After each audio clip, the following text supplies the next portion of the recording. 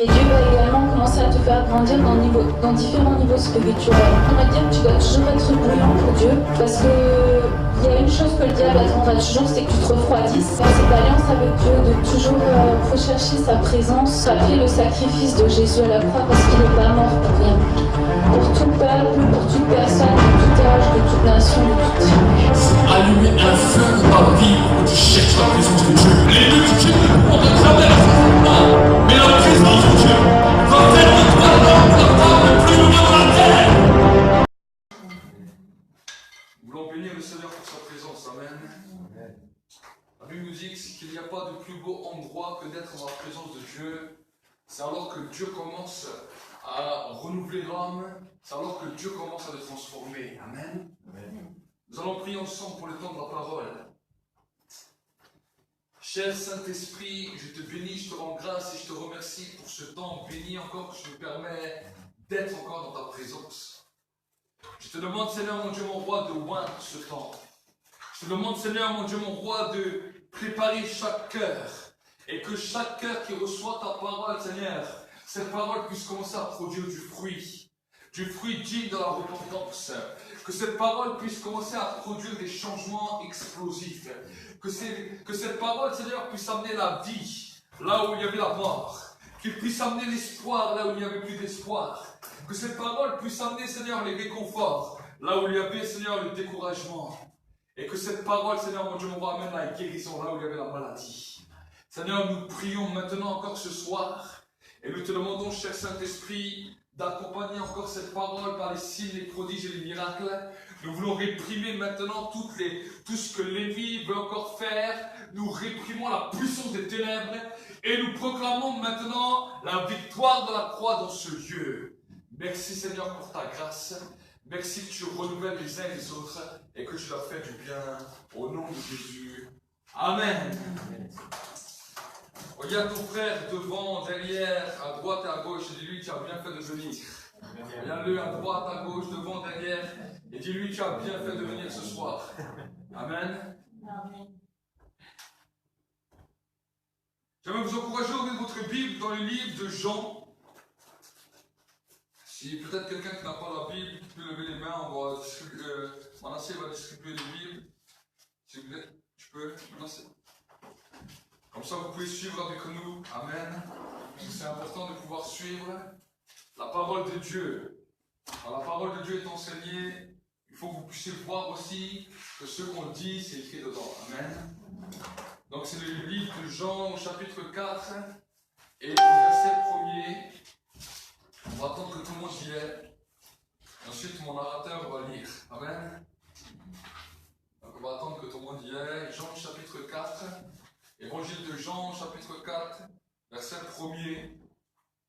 Et on va voir ensemble ce que la parole de Dieu nous dit. Donc, un instant.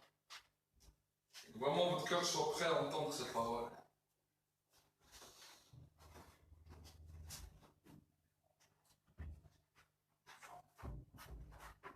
Le Seigneur apprit que les pharisiens avaient entendu dire qu'il faisait plus de disciples et en baptisait plus que Jean. Toutefois, ce n'était pas Jésus qui baptisait, mais ses disciples. Il quitta la Judée pour regagner la Galilée. Or, il avait à traverser la Samarie. Il arriva donc dans une localité de Samarie nommée Sichar, près de la terre que Jacob avait donnée à son fils Joseph. Il y avait là le puits de Jacob. Jésus, fatigué du voyage, s'était assis sur le bord du puits. Il était environ midi. Une femme de Samarie vint puiser de l'eau.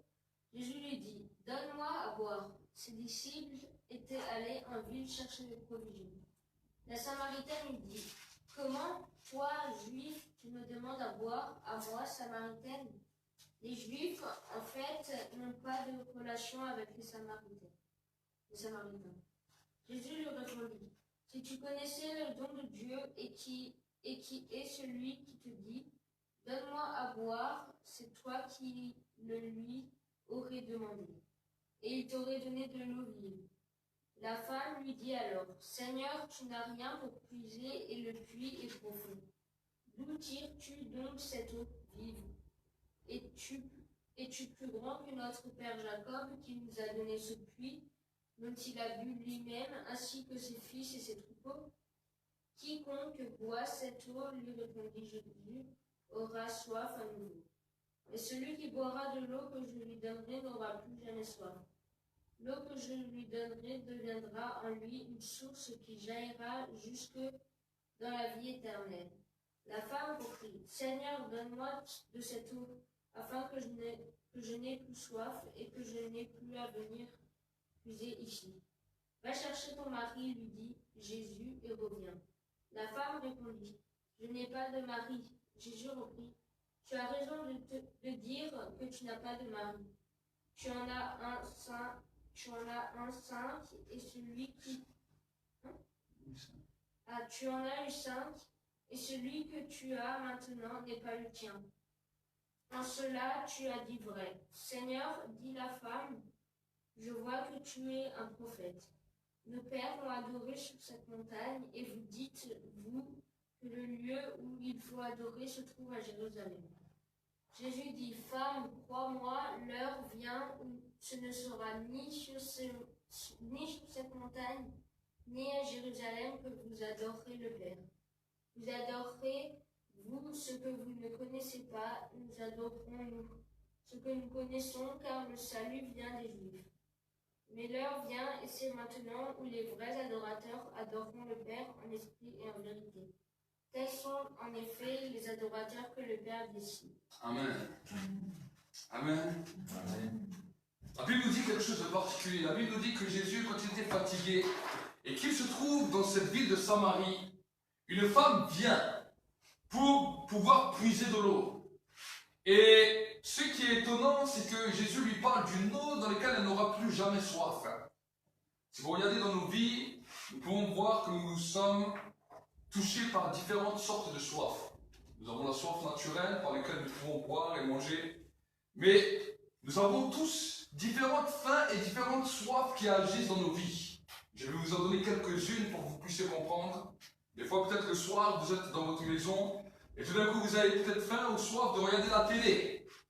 Vous avez peut-être faim ou soif de communiquer avec quelqu'un, de parler avec des personnes. Nous avons des fois toutes sortes de faim et de soif. Des fois, nous avons des faim et des soifs qui sont bonnes et qui sont légitimes, mais des fois aussi, nous avons des faim et des soifs qui sont mauvaises. Des faim et des soifs de convoitise, des faim et des soifs de jalousie, des faim et des soifs de haine, des faim et des soifs que nous aimerions éradiquer de nos vies. Et des fois, quand nous regardons nos vies, nous avons l'impression que nous n'arrivons pas à éradiquer ces choses. Combien de fois la méchanceté vient sur nos vies et on aimerait enlever cela, mais on n'y arrive pas. Et quand même, on essaie de la calmer, on a l'impression que ça empire et que ça continue de plus belle. Ce sont des faims et des soifs qui habitent dans la vie de l'homme. Et Jésus dira quelque chose de glorieux. Regardez ce que la Bible nous dira. Jésus lui répondit, dans les versets 10, Jésus lui répondit, si tu connaissais le don de Dieu, et qui est celui qui te dit, donne-moi à boire, c'est toi qui lui aurais demandé de l'eau à boire, et il t'aurait donné de l'eau vive. Elle lui dit, Seigneur, lui dit-elle, tu n'as rien pour puiser, et le puits est profond. D'où aimerais-tu donc cette eau vive? Es-tu plus grand que notre père Jacob qui nous a donné ce puits et qui en a bu lui-même, ainsi que ses fils et ses troupeaux? Jésus lui répondit, quiconque boit de cette eau aura encore soif, mais celui qui boira de l'eau que je lui donnerai n'aura jamais soif, et l'eau que je lui donnerai deviendra en lui une source d'eau qui jaillira jusqu'à dans la vie éternelle. Amen. Vous savez que dans nos vies spirituelles, nous avons besoin de l'eau vive que Dieu veut donner par la puissance de son esprit. Pourquoi? Pour que ces eaux qui venaient nous empoisonner la vie, pour que ces eaux qui venaient nous détruire à l'intérieur, puissent totalement être arrêtées et que la Bible nous dit que l'eau que nous allons boire va produire en nous une source d'eau vive qui va jaillir jusqu'à dans l'éternité. Amen. Et alors, pendant que nous sommes en train d'entendre ce message, on peut se poser la question, mais comment pouvons-nous boire cette eau? Comment cette eau peut-elle venir dans ma propre vie? Parce que là, nous parlons de quelque chose qui est spirituel, et ce que Jésus est en train de dire, c'est que ce qui est spirituel peut se manifester matériellement et physiquement sur nos vies. Regardez que la Bible nous dira plus bas. Dans le verset 23, il nous dira, mais l'heure vient, et c'est maintenant où les vrais adorateurs adoreront le Père en esprit et en vérité, car ce sont de tels adorateurs que le Père recherche. Dieu est esprit, et il faut que ceux qui l'adorent dans l'esprit et en vérité. Le but même de la spiritualité, quand nous venons à l'église, quand nous avons accepté Jésus comme Seigneur et Sauveur, c'est pour un seul but. Bien sûr, il y a la phase pour être sauvé, mais ce n'est pas l'unique règle dans nos vies. Si nous avons accepté de suivre Jésus, si nous avons accepté Jésus dans notre cœur, c'est pour pouvoir recevoir le Saint-Esprit qui va venir vivre en nous. Amen. Amen. Et j'aimerais te dire que chaque personne sur la terre a besoin du Saint-Esprit. Nous voyons tous, en grandissant, et on peut voir à travers les différentes nationalités dans le monde, que tout homme est en recherche de spiritualité. Tout homme, quel qu'il soit français, qu'il soit américain, qu'il soit d'origine arabe, qu'il soit d'origine chinoise, qu'il soit d'origine hindoue, nous voyons que toute personne sur terre est en recherche et a une soif de la spiritualité. Alors certaines spiritualités vont se manifester d'une manière, d'autres spiritualités vont se manifester d'autre manière. Mais nous voyons que dans notre recherche, nous voulons tous avoir la meilleure spiritualité. Pourquoi? Parce que toute spiritualité n'est pas bonne. Certaines spiritualités vont nous détruire. On peut voir des gens qui vont se rassembler dans des concerts de hard rock en essayant de chercher une sensation spirituelle à travers les drogues, à travers toutes les choses même qu'on nous donne dans ce monde. Mais nous voyons que ces choses-là, cette manière de chercher dans le spirituel est en train de détruire toute une jeunesse, est en train de détruire toute une civilisation parce qu'ils n'ont pas compris que le désir qu'ils avaient, c'était de rechercher Dieu, mais en vrai, ils l'ont cherché dans diverses choses que le monde offrait. Amen. On peut voir ailleurs, on peut avoir dans différentes religions. Aujourd'hui, nous avons différentes religions qui sont proposées sur Terre. Et de toutes ces religions, on peut se poser la question, mais comment être sûr de connaître la dimension de la vérité? Certaines religions ont des lois très strictes, des choses à faire, des choses à pas faire, des choses avec plein de dogmes où dans certaines religions, on est même prêt à tuer à cause de la religion. L'évangile est bien différent de toutes les autres religions parce que l'évangile ne nous propose pas simplement un message qu'on peut entendre comme cela, mais la Bible nous dit que Dieu lui-même se tient sur sa parole pour pouvoir vous la confirmer et pour pouvoir vous rendre témoignage par le Saint-Esprit. Amen. Il a dit, je vous donnerai. La Bible nous dit que les prophètes de l'Ancien Testament ont commencé à investir tout leur temps pour savoir quand le temps allait arriver dans lequel Dieu allait déverser son esprit sur toute personne qui le rechercherait d'un cœur sincère. Amen. Et je vais vous dire que le jour de la Pentecôte, le jour où l'Église fut née, la Bible nous dit que les disciples étaient là dans la chambre haute, en train de prier, en train de jeûner, en train de chercher la présence de Dieu. Ils attendaient ce temps avec impatience et la Bible nous dit qu'à un moment donné, alors qu'ils étaient là en prière dans la chambre haute, le Saint-Esprit est descendu avec puissance et la gloire de Dieu s'est manifestée. Amen. Amen.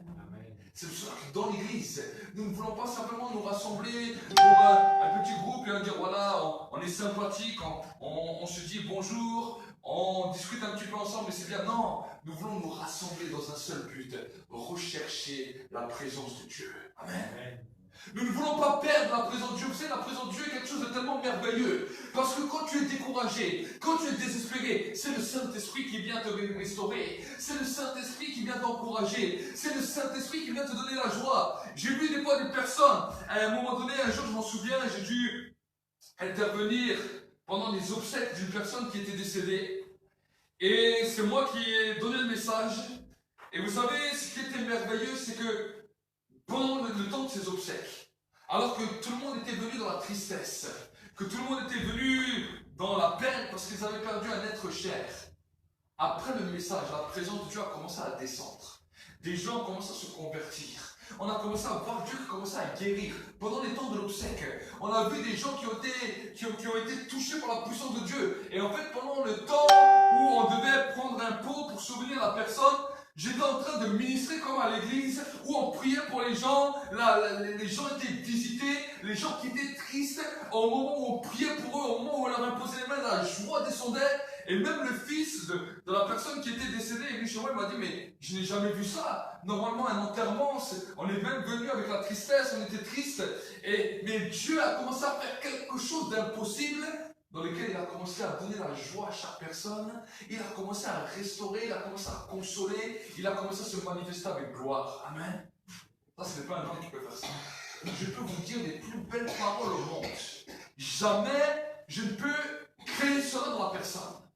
Ça peut un peu vous calmer, mais ça ne peut pas vous changer. Amen.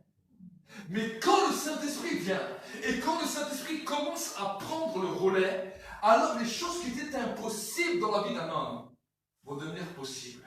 Peut-être tu es venu comme cette femme, cette Samaritaine qui était là au pied de Jésus, qui avait un passé terrible. La Bible nous dit que dans le temps, nous ne sommes pas au 21e siècle, dans le temps, avoir 5 maris et vivre une vie comme cette femme vivait devait être quelque chose de difficile. On nous parle de 2000 ans en arrière. On ne nous parle pas de 50 ans en arrière, on nous parle de 2000 ans en arrière. Et cette femme devait peut-être être jugée par la population, jugée dans la ville où elle habitait. Elle était peut-être réprimée par sa famille, abandonnée de tous.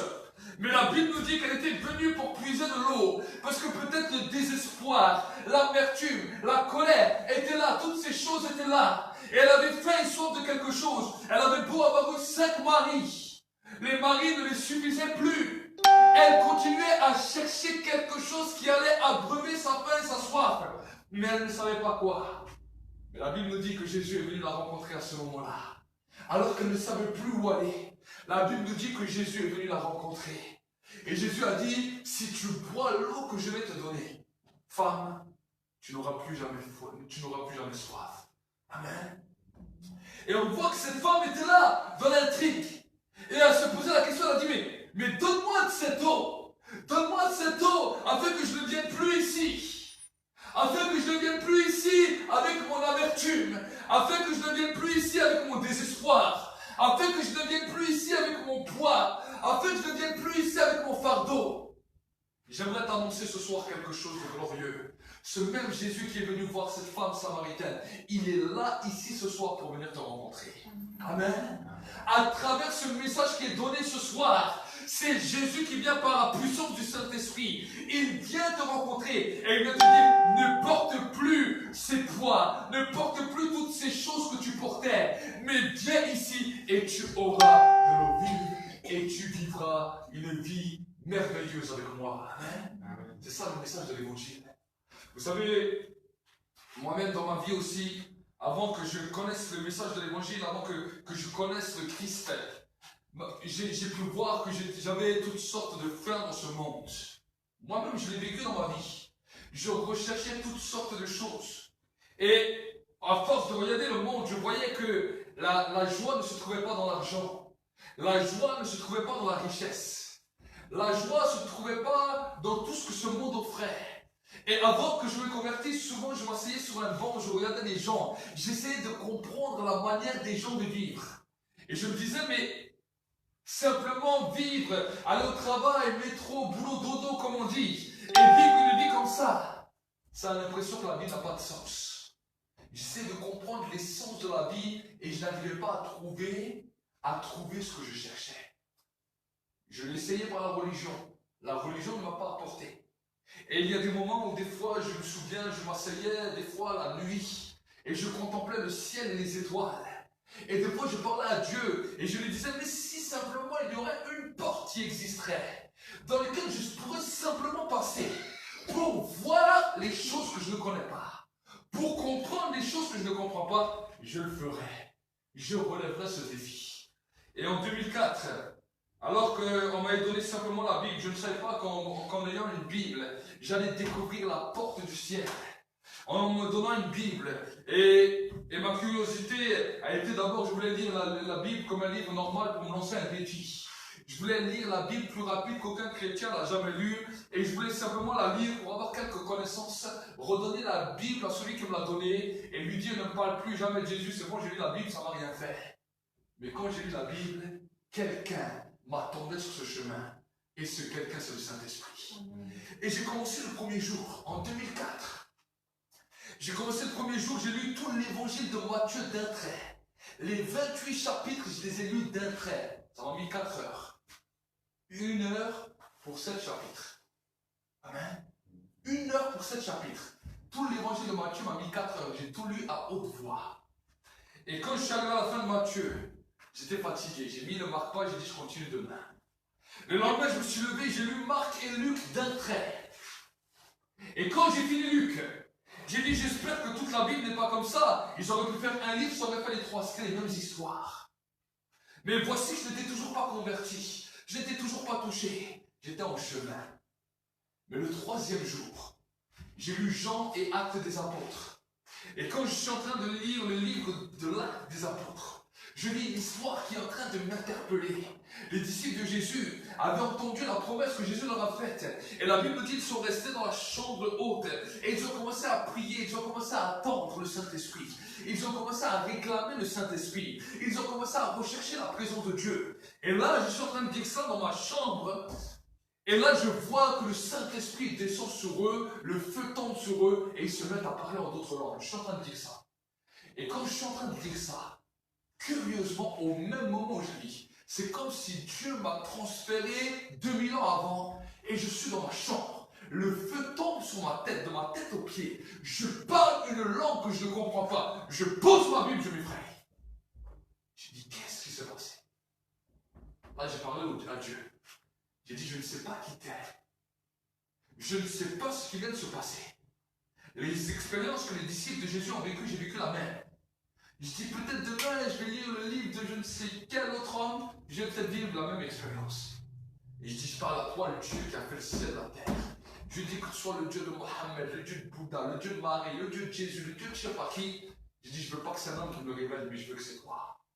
Et je dis, et pour que je suis sûr que c'est toi, je veux que ça se passe puissance 1000 comme jamais t'as fait un homme et que je ne décolle pas de mon lit. Je dis, mais sache, si toi tu ne m'as jamais révélé qui tu es, je ne pourrai jamais dire que je t'ai jamais cherché. Le lendemain, j'ai oublié l'histoire de la Bible. Je suis allé, je me suis promené dehors, je suis rentré chez moi. À un moment donné, j'ai commencé à dormir et quand je me suis réveillé, la même chose commence à se produire. Je suis paralysé sur mon lit. Je n'arrive plus à me lever. Je vois juste, je dis, ça y est, maintenant j'ai fait tellement de bêtises. Dieu m'a puni. Je suis perdu, maintenant je suis fini. Et là, quand je suis en train de parler comme ça, j'ai les yeux ouverts et je vois une vision ouverte devant moi. Et je me vois, moi, avec mon meilleur ami, en train de lui prêcher l'évangile et de lui parler de l'histoire de Jésus. Et moi, quand je vois ça, je dis, non, c'est pas moi. Impossible que c'est moi. Je ne suis pas un chrétien, je suis un musulman. Premièrement, je ne suis pas chrétien, je suis un musulman. Deuxièmement, je ne suis pas un prêcheur, je ne suis pas un prédicateur, je suis un jeune des quartiers. C'est pas moi, je refuse cette vision. J'ai dit comme cela. Mais la vision s'intensifiait. Et plus je disais, je refuse la vision, plus la vision s'intensifiait. Plus la même présence qui m'avait visité la veille était là, fortement. Il y avait une grande paix en moi. Et tout d'un coup, j'ai entendu la voix de Dieu audible qui m'a parlé. Qui m'a dit, sans Jésus, tu ne peux pas être sauvé. Sans Jésus, tu ne peux pas être sauvé. Et alors à ce moment-là, quand cette voix m'a parlé, la vision a disparu. Et là, je me suis levé. J'ai plus d'envie de me lever. Il y avait une grande paix. La présence de Dieu était toujours là. J'ai regardé sur ma montre. Je croyais qu'il s'est passé 10 minutes. Et quand j'ai regardé sur ma montre, il s'est passé 4 heures. Et je me suis dit, waouh, ce Dieu-là, je veux le servir. Il n'y a pas de problème, j'ai dit à Dieu. Si c'est Jésus la vérité, je vais le suivre. Amen. Et jusqu'à aujourd'hui, j'ai pu passer par des moments des fois difficiles comme chacun d'entre vous. J'ai pu passer des fois par des épreuves dans la vie. Parce que la vie, la vie n'est pas exempte d'épreuves. C'est pas parce que nous sommes chrétiens que nous allons être exempts d'épreuves. Mais une chose, j'ai pu voir la différence, c'est qu'avant, dans mes épreuves, je ne savais pas où puiser la force. Avant, dans mes épreuves, je ne savais pas où boire quelque chose qui allait me désaltérer. Avant que je ne connaissais pas Dieu, ce qui peut-être me désaltérait des fois, mais qui m'amenait dans une situation pire, c'était des fois l'alcool. C'était des fois la drogue. C'était des fois la violence, la bagarre. Je pouvais sortir dehors, j'avais la haine, la colère. Il fallait pas que quelqu'un se mette devant moi parce que je pétais les plombs. Quelque chose était de mauvais en moi, une eau mauvaise était en train de me détruire. Mais quand j'ai connu Dieu, quand j'ai commencé à connaître sa présence, j'ai pu voir que dans n'importe quelle situation, je pouvais venir et sa présence venait encore plus fortement dans ma vie. Et je savais que là, j'avais un réconfort. Amen. Alors que sa présence a commencé à venir dans ma vie, mais les gros mots qui sortaient de ma bouche ont commencé à s'arrêter. Mon langage a commencé à changer. Et j'ai commencé à connaître et à savoir réellement ce que c'était aimer. Est-ce que vous savez? Jusqu'avant, nous aimons par intérêt. Les hommes aiment par intérêt. Si on est gentil avec moi, si on fait du bien, on aime. Et encore, quand des fois les gens sont gentils avec nous, nous on a des fois des mauvaises pensées. On va être vrai, on va être vrai. Quand les gens nous font du bien, des fois on a des mauvaises pensées et on se dit purée, ils sont tellement gentils avec nous et regarde comment je pense. Est-ce que ça vous est jamais arrivé ce genre de choses? Souvent je combattais contre ça. Et des fois même quand je n'étais pas croyant, je me disais mais c'est pas possible. Les gens des fois peuvent être tellement gentils ou sympathiques avec moi et pourtant moi je pense d'une manière tellement tordue, tellement mauvaise. Mais le jour où j'ai rencontré Christ, j'ai commencé à apprendre vraiment, savoir ce que c'est, pouvoir aimer une personne que je ne connaissais pas dans la rue. Pouvoir voir une personne et pouvoir l'aimer. Pas simplement regarder les gens et dire dès que tu vois une personne, ah je commence à me méfier, cette tête-là, elle est un petit peu dangereuse, ah cette tête-là, il va encore m'arnaquer, une personne comme ça, qu'est-ce qu'elle veut encore? La Bible nous dit que l'amour parfait bannit toute crainte. Enlève toute crainte de vos vies. Enlève toute peur de vos vies. Vous savez que la peur est quelque chose de terrible. La Bible nous dit dans le livre de la Genèse, quand Adam et Ève ont péché, la première des choses, la première des fois où ils ont désobéi à Dieu, ils ont goûté le fruit défendu. Non, ce n'était pas une pomme. La Bible nous dit qu'ils ont goûté le fruit de la connaissance du bien et du mal. Dieu leur avait interdit de goûter ça. Il a dit le jour où vous allez goûter cela, ça va vous causer des problèmes. C'est ces mêmes problèmes qui se répertorient encore aujourd'hui. On voit les gouvernements qui essayent de trouver par eux-mêmes ce qui est bien, ce qui est mal, ce qui sème des troubles dans tous les pays du monde. Tous les pays du monde. Je ne parle pas seulement de la France. Mais vous regardez dans tous les pays du monde, vous allez voir que les gouverneurs du monde, que les présidents du monde, que les rois du monde essaient de trouver des lois pour essayer de trouver ce qui est bien et ce qui est mal, ce qui cause des problèmes terribles. On peut entendre parler de famine, on peut entendre parler de guerre, on peut entendre parler de fléaux terribles sur la terre. Pourquoi? Parce que l'homme essaie de lui-même délimiter ce qui est bien et ce qui est mal. L'innocence d'un jeune enfant disparaît. Vous mettez des jeunes enfants, des petits bébés ensemble. Il ne va pas regarder la différence s'il est noir, s'il est blanc, s'il est jaune, s'il a les yeux bridés. Il ne regarde pas cette différence.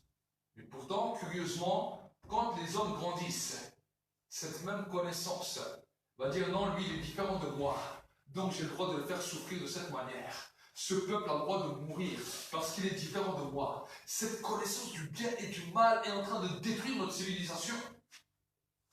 Et Dieu voudrait venir nous ramener de nouveau dans une dimension dans laquelle Dieu veut que nous puissions aimer tout le monde. Amen. Aimer tout le monde. Jésus nous parlera de pouvoir même aimer nos ennemis. Une chose qui est une folie.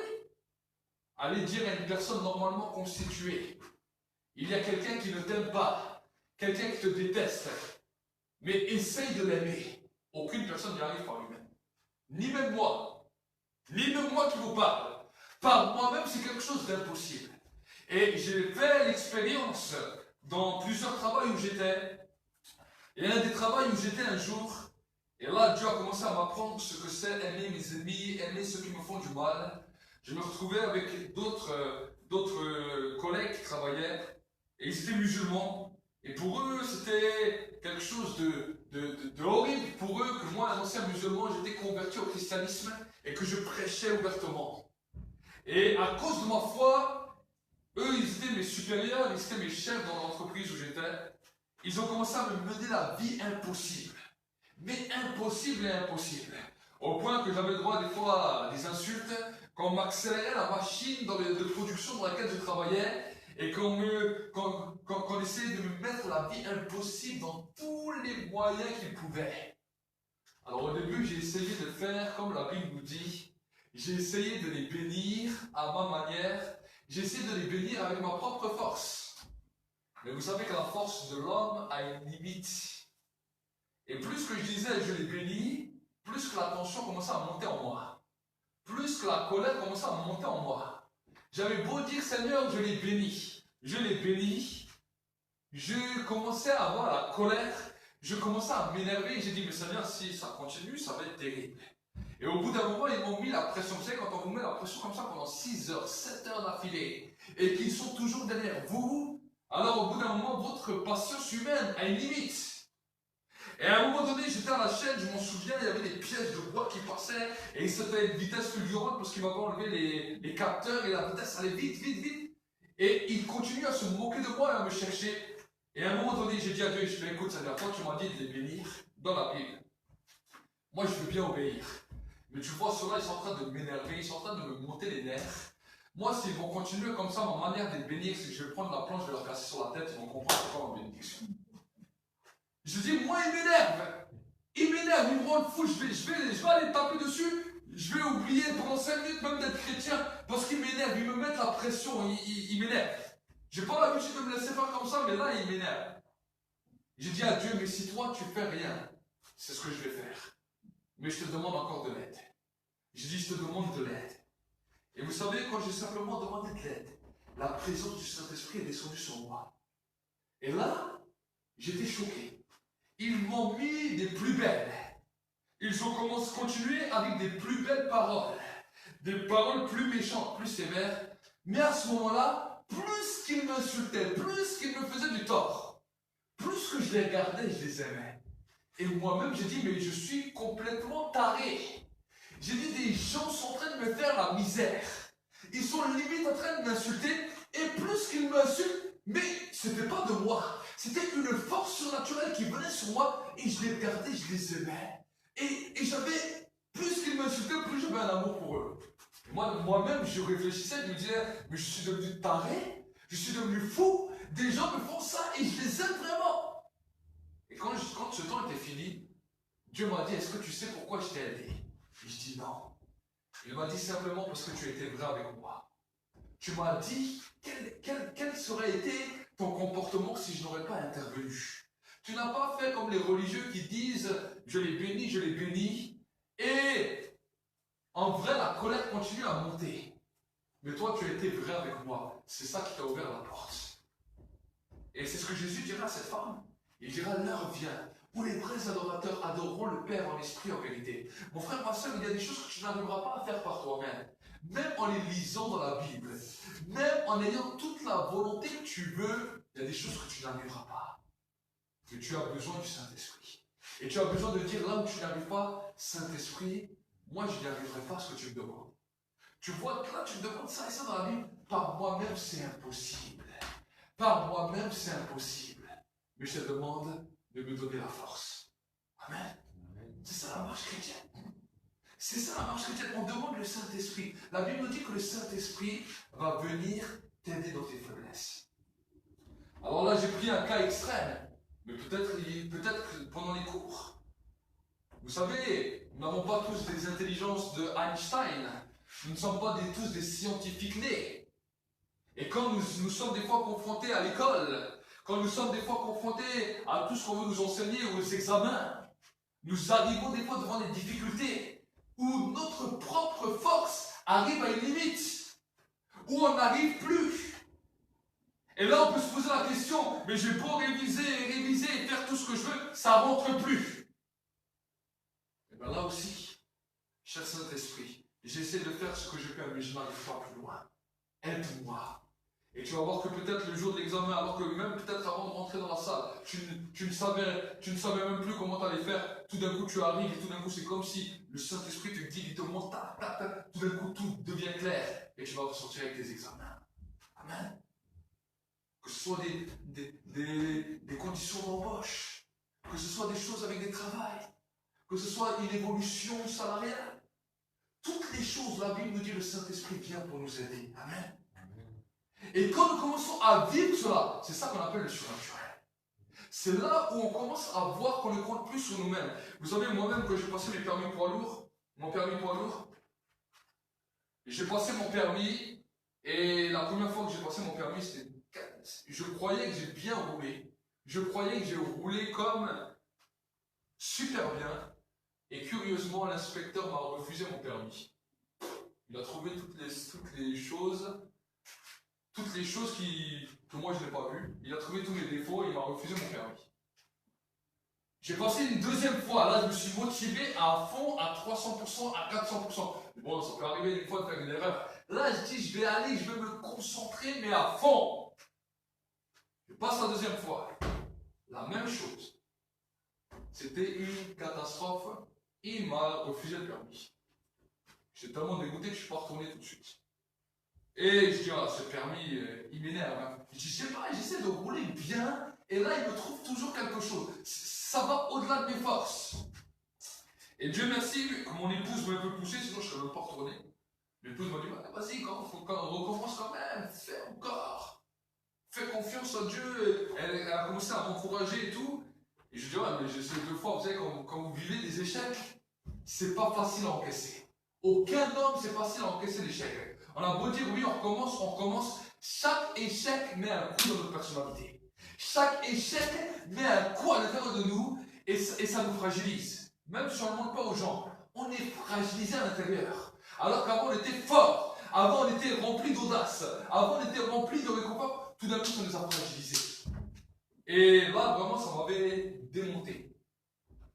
Et avant d'aller à ce permis, la troisième fois, parce qu'en plus on avait que le droit à 3 essais, si je loupais ça là, c'était terminé, il fallait que je recommence tout à zéro.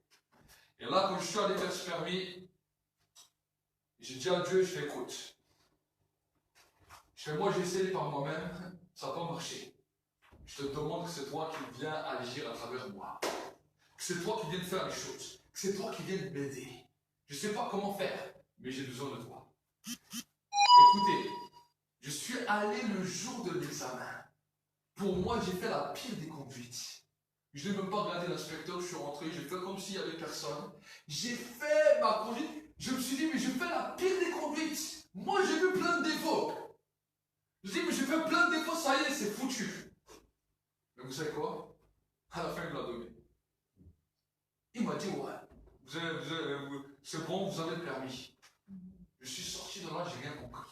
J'ai dit comment? J'ai dit avant, je roulais comme très bien. On m'a tout refusé.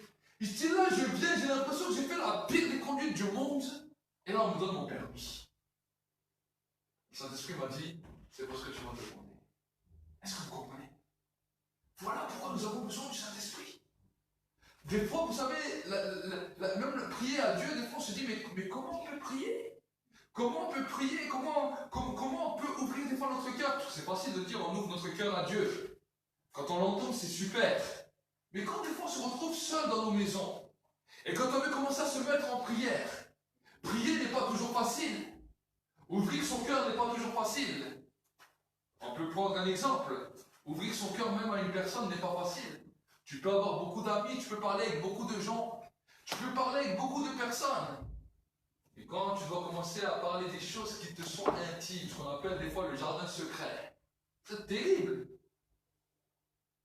Même dans les couples, des fois on se dit, ah mais non, mais si on trouve l'âme sœur, ça va être bien. Non, écoutez, je vais vous parler franchement.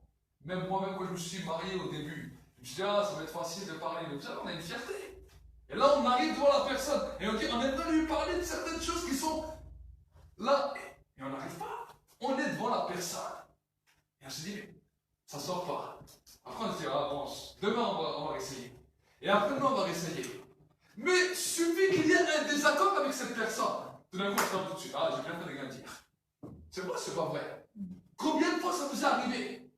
Et là, maintenant, on vous dit de vous présenter devant Dieu et d'ouvrir votre cœur à Dieu. Même à Dieu que vous ne voyez pas, c'est difficile d'ouvrir son cœur.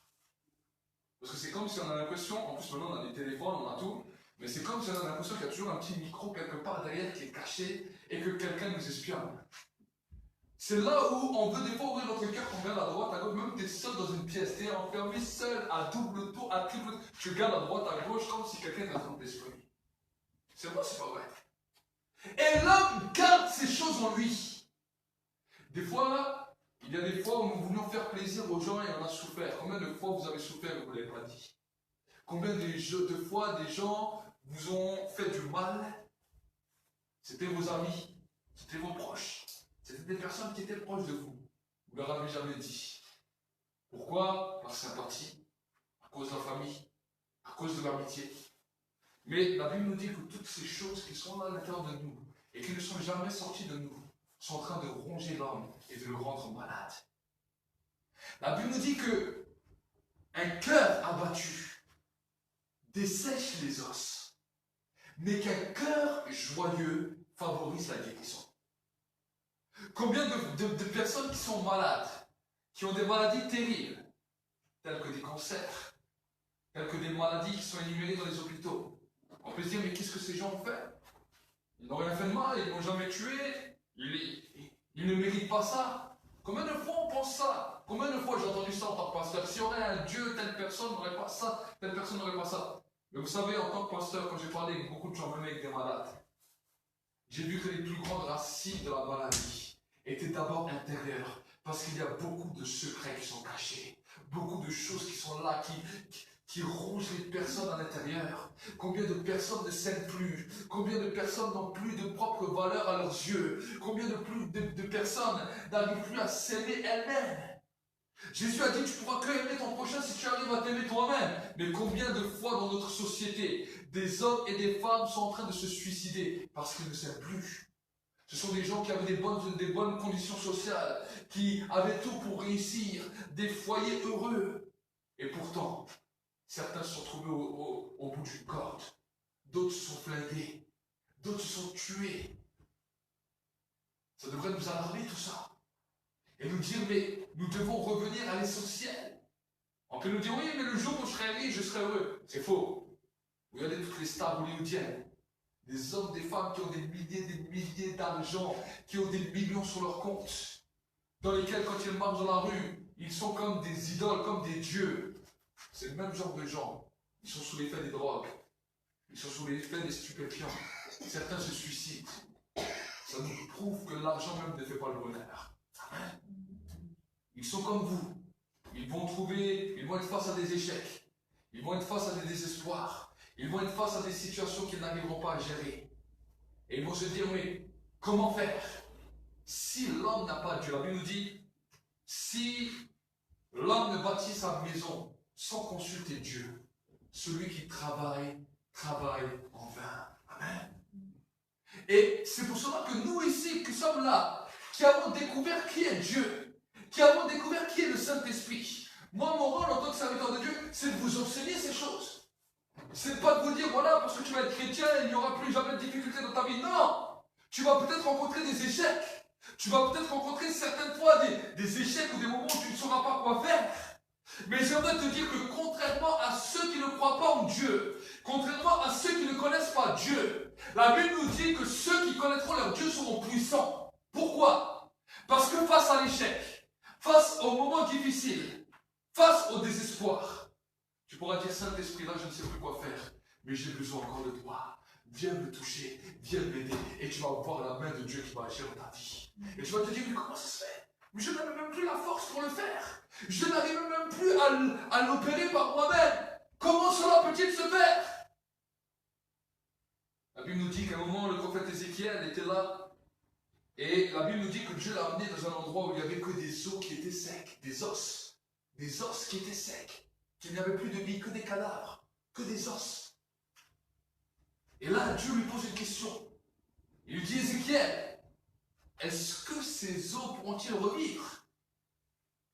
Poser cette question à un homme, c'est comme si on t'emmenait devant un endroit où il n'y a que des squelettes et des têtes de mort. Ça arrive dans les catacombes. Et on te pose cette question, est-ce que tous ces os que tu vois pourront-ils revivre? Et le prophète il dit, Seigneur, je ne sais pas, c'est toi qui sais. Et là, le Seigneur, Dieu lui dit une parole, il lui dit, prophétise sur ces eaux.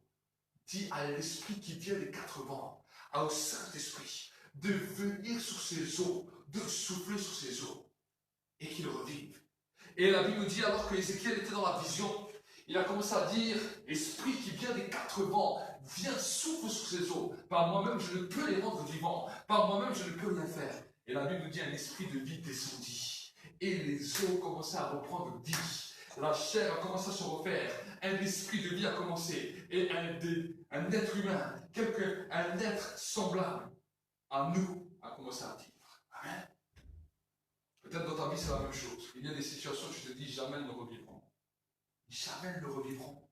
Certains diront, jamais peut-être je ne serai guéri. D'autres diront peut-être, jamais je ne me marierai. Certains diront, jamais je n'aurai droit au bonheur. Certains diront peut-être, jamais je n'aurai d'enfant. J'aimerais te dire, la parole de Dieu, ce qui est impossible à l'homme est toujours possible pour Dieu. Amen. La Bible nous dit que toutes choses sont possibles à celui qui croit. Si simplement tu veux lui faire confiance et lui dire, tu vois Seigneur, dans cette situation, je n'arrive pas. Je ne sais pas comment, mais Saint-Esprit vient. Apprenez ça. Cette semaine, je vous lance un défi. Vous allez peut-être rencontrer des situations plus ou moins difficiles. Je ne sais pas quelle situation vous allez rencontrer cette semaine. Mais faites l'effort de chaque situation, qu'elle soit facile ou pas facile. Essayez aussi avec les faciles. Dire Saint-Esprit, viens m'aider. Saint-Esprit, viens m'aider là.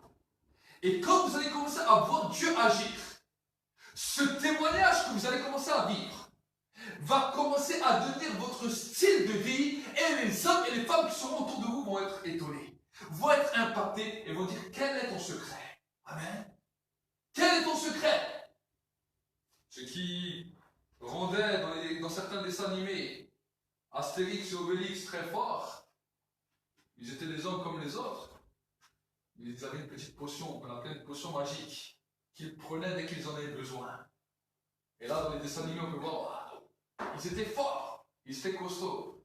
J'aimerais te dire que nous avons aussi notre secret. La Bible nous dit, c'est alors que nous sommes faibles, c'est là que nous sommes forts. C'est alors que nous ne pouvons plus rien faire, que nous étions dans la détresse la plus totale. C'est là que nous pouvons tout faire. Amen. Et l'apôtre Paul dira, je puis tout par celui qui me fortifie. Je l'ai expérimenté maintes et maintes fois. Je pourrais vous raconter beaucoup de témoignages, beaucoup de miracles, beaucoup de choses comme ça que j'ai vécues dans la main de Dieu. Tout est du miracle. Ça fait 14 ans que je vis du miracle. Des choses qui étaient impossibles pour moi. J'ai parlé une fois à certaines personnes qui étaient impossibles. Comment un jeune de quartier peut arriver dans ce niveau? Comment un jeune de quartier peut faire ça? Comment un jeune que personne ne regardait peut arriver dans ce niveau? C'est à cause du Saint-Esprit. Amen. Amen. Et nous pouvons bouleverser cette nation à cause du Saint-Esprit. Nous pouvons bouleverser ce pays à cause du Saint-Esprit. Nous pouvons relever tous les défis de ce pays à cause du Saint-Esprit et marquer la différence. Parce que la Bible nous dit que nous sommes le sel de la terre et nous sommes la lumière du monde. Amen. Les hommes et les femmes doivent revenir à l'essentiel. Les politiques n'y arrivent pas. Les beaux enseignements qu'on nous enseigne même à l'école. C'est une bonne chose de savoir lire et écrire. Mais de tout ce qu'on nous a enseigné, ça ne fait pas changer la société. De tout, même l'histoire. Les gens ont chaque fois peur. Oui, un jour, il y avait Hitler qui est venu. Et ils ont peur que cela peut se reproduire avec d'autres personnes et d'autres personnes et d'autres. Pourquoi cette peur est toujours là? Pourquoi cette peur de revenir chaque fois en arrière est toujours là?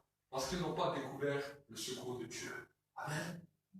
Mais si nous commençons à découvrir le secours de Dieu, et que là où tu es, tu vas commencer à le manifester. Là où je suis, je vais commencer à le manifester.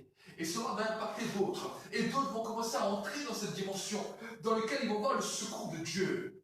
J'aimerais vous dire que notre génération ne mourra pas comme la génération d'avant. Amen.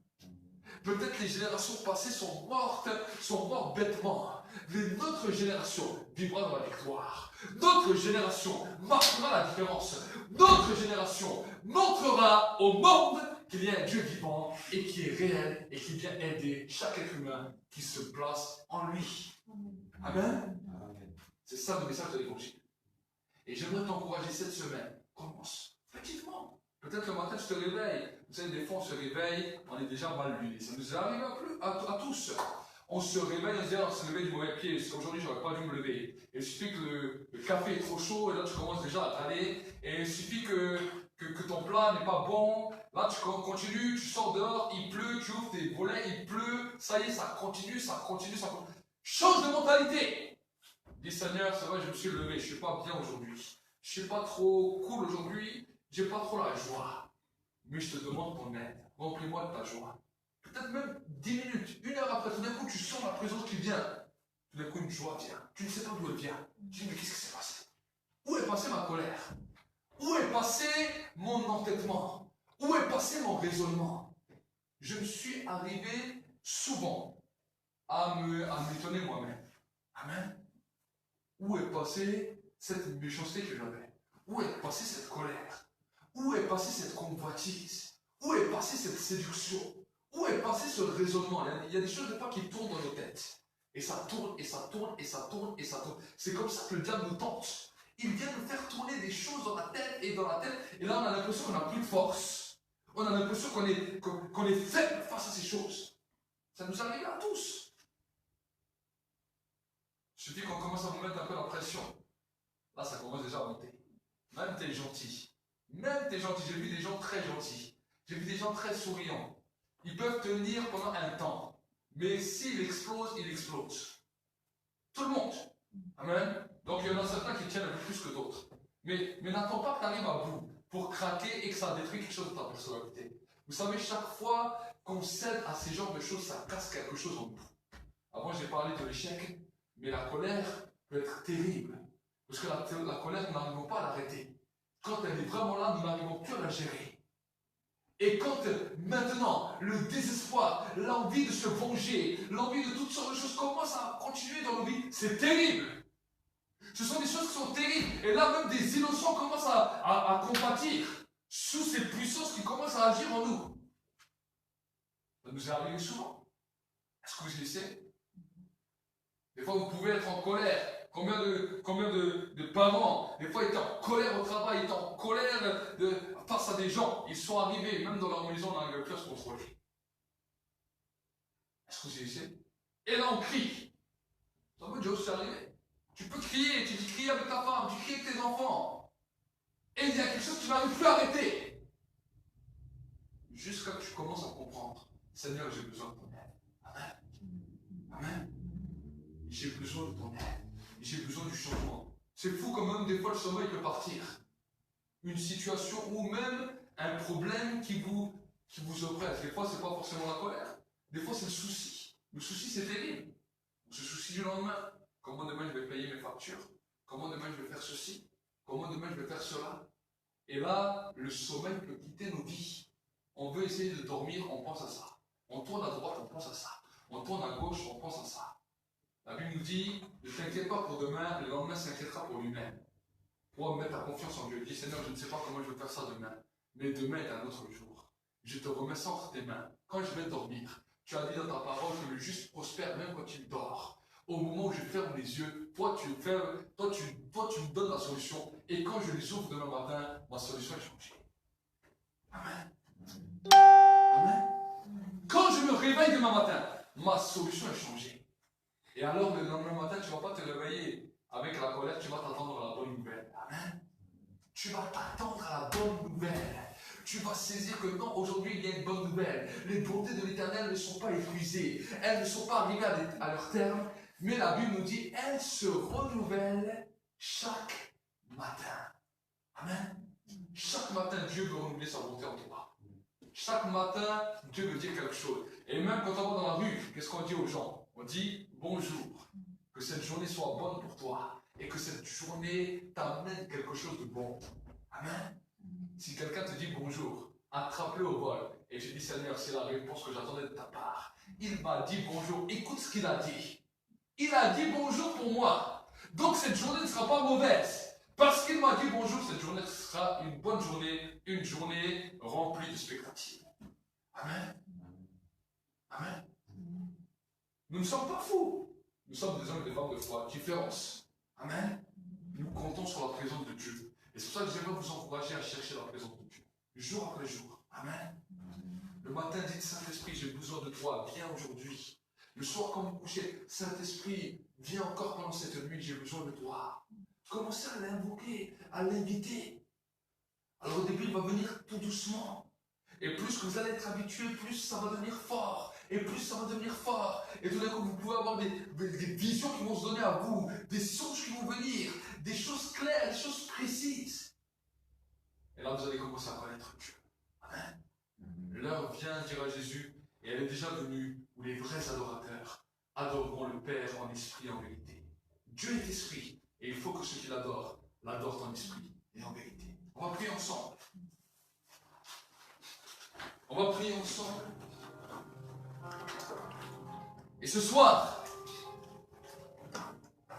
j'aimerais t'encourager à simplement fermer tes yeux là où tu as ta place et à lui dire, Saint-Esprit, j'ai besoin de toi. Il y a peut-être des choses que moi j'ai parlé, des choses qui t'ont parlé, des choses que tu as vues dans ta vision, des choses que tu as vues dans ta pensée, et tu as dit, oui, là c'est vrai, là je me retrouve. Là je me retrouve. Là je me retrouve. Ah, dis, Saint-Esprit, dans cette situation, agis. Saint-Esprit, dans cette situation, je ne peux plus rien faire. Dans cette situation, je ne peux plus rien accomplir. Viens. Viens agir. Viens agir. Viens agir. Ferme les yeux. Fermez les yeux. Restez là et parlez-lui. Parle avec ta bouche. Parle-lui avec ta bouche. C'est là où tu commences à ouvrir ton cœur. C'est pas toujours facile d'ouvrir son cœur. C'est pas toujours facile de parler. Mais Dieu nous a fait la grâce.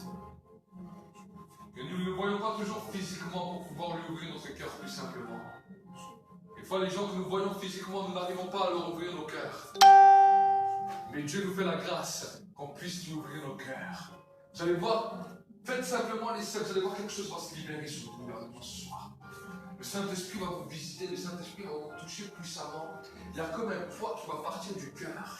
Un poids qui va partir du cœur. Et alors tu vas commencer à vivre cette vie nouvelle. Cette vie nouvelle, c'est ça qu'on appelle la nouvelle naissance.